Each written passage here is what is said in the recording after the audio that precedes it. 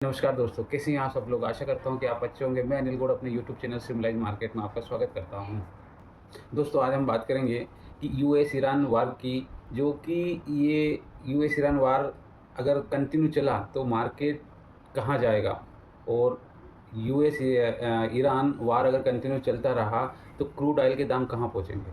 अगर crude oil के दाम $100 पार अगर हो गए तो मार्केट की स्थिति क्या होगी, ये बहुत सोचने वाली और चिंता का विषय है।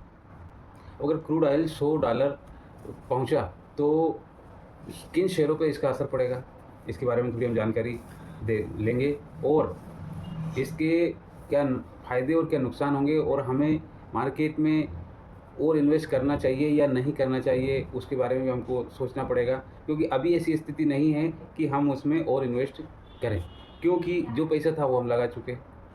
मार्केट तो और भी गिरेगा, क्योंकि वार तो रुकने वाला है नहीं। ऐसी कोई सूचना मिल नहीं रही है, ना ऐसी कोई संभावना हो रही है कि युद्ध में विराम होगा, क्योंकि दोनों तरफ बिल्कुल खड़े हुए हैं युद्ध के लिए एकदम।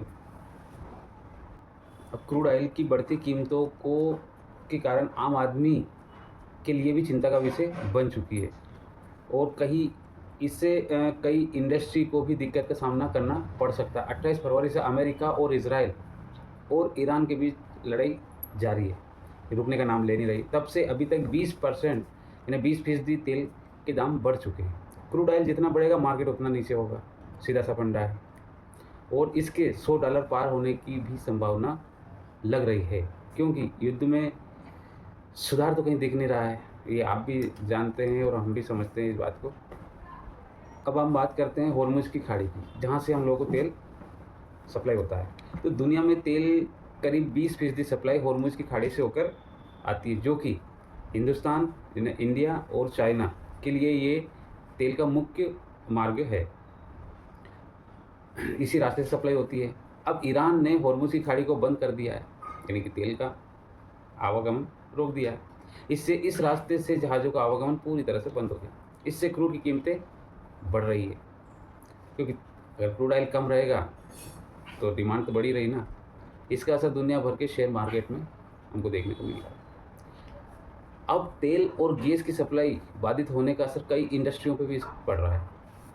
कई इंडस्ट्री के लिए मुसीबत पैदा खड़ी कर दी इसने। गुजरात के मोरबी में टाइल्स बनाने वाली कंपनी ने अपना उत्पादन बंद कर दिया है।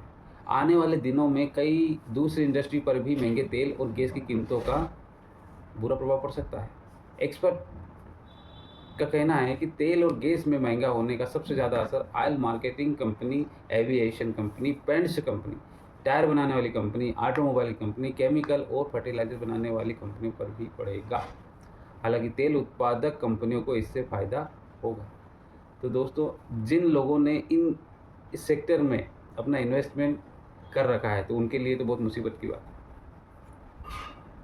दोस्तों, इसका असर केमिकल कंपनियों पर भी पड़ेगा, उसमें गिरावट आने की संभावना है, जिसमें एविएशन पेंट्स, बर्जर पेंट्स और कंसाई नेरोलैक पेंट्स के शेयरों में गिरावट आ सकती है। फर्टिलाइजर्स बनाने वाली कंपनियों, जिसे हम पहले अभी बात कर चुके, वाली कंपनियों की मुसीबत भी महंगे क्रूड की वजह से बढ़ेगी। इसका मतलब है कि Chambal fertilisers, Nagarjuna fertilisers, GSFC, RCF, supreme petrochem, DCW, Deepak nitrite, Bayer कॉम साइंस के शेयरों में गिरावट आ सकती है।